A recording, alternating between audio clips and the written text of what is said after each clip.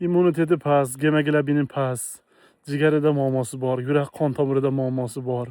Sahri borlarga uy sharoitida bepul maslahat beraman. Hammani uyda topiladi, birodarlar. Qilib ko'rish kerak faqat. Mana shu uzumni bargini olasiz. Mana hamma joyda o'sib yotibdi. Deyarli hammamizning uyimizda bor. Uzum bargini 5 ta 6 ta donasini olasiz. Mana shuna katta bayini. Keyin 1 litr qaynagan suvga 15-20 minut damlaysiz. Tayyor bo'lsa, kun davomida iste'mol qilsangiz agar qoningiz quyuq bo'lsa, qonni suyultiradi. Qonni yaxshi aylantiradi. Davleniya baland bo'lsa, davleningizni me'yorlashtiradi. Jigaringizda tiqilmalar, jirovoy gepatozlar bo'lsa, jigardagi tiqilmalarni bartaraf qiladigan juda katta xususiyatlari katta. Yurak qon tomir kasallarga yaxshi. Yurakni qo'llab-quvvatlab, baquvvat qilib mustahkamlaydi, birodarlar.